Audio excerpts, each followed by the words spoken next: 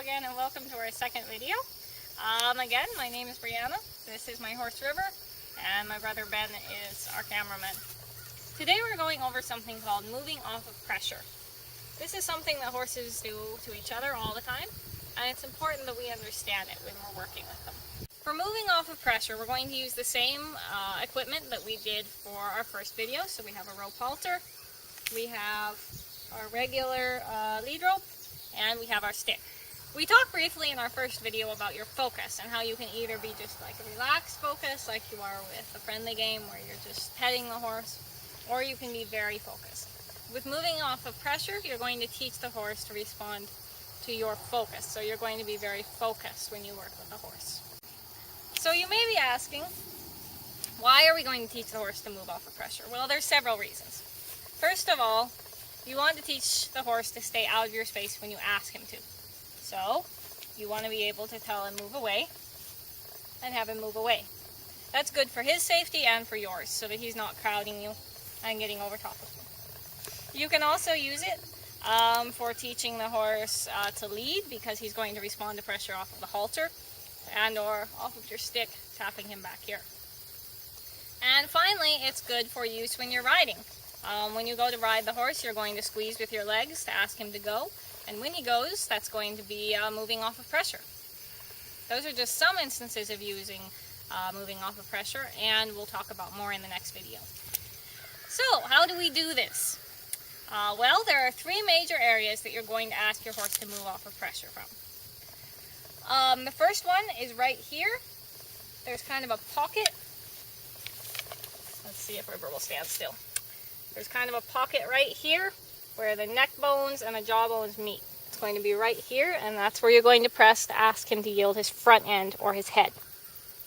Secondly, right here on the chest. Actually, right about here. Right about here.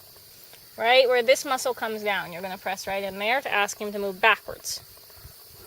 And last, right here. Right? There's a kind of a knobby point right here, and you're going to want to be right above that.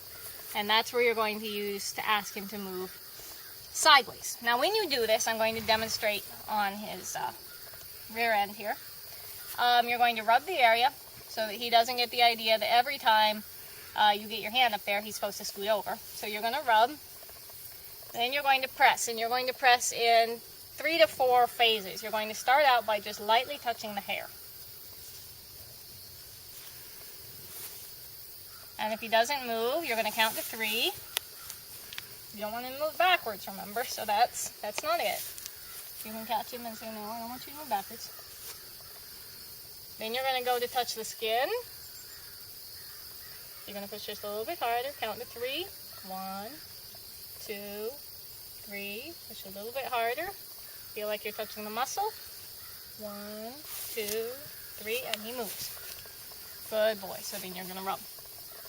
The minute that he moves, even if it's just a tiny, tiny bit sideways, you're going to reward him and rub. So let's try that again. We're going to rub. We're going to say, touch the hair. 1, 2, 3. Touch the skin. 1, 2, 3.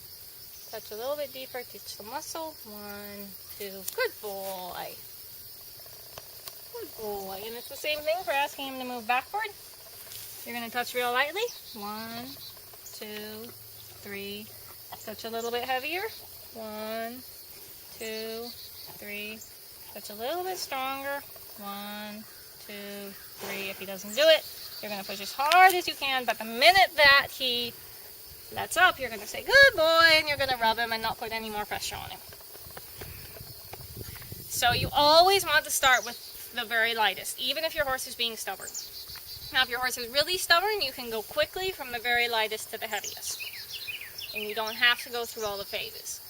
You should talk with the person who's helping you with your horse in order to determine whether you should do that or not. But you should always start with the very lightest. Otherwise you're going to end up with a horse that's what they call dead or dull, and they're only going to move when you put on the absolute heaviest pressure, and you don't want that. So that, again, is a basic introduction to moving off of pressure. And till next time.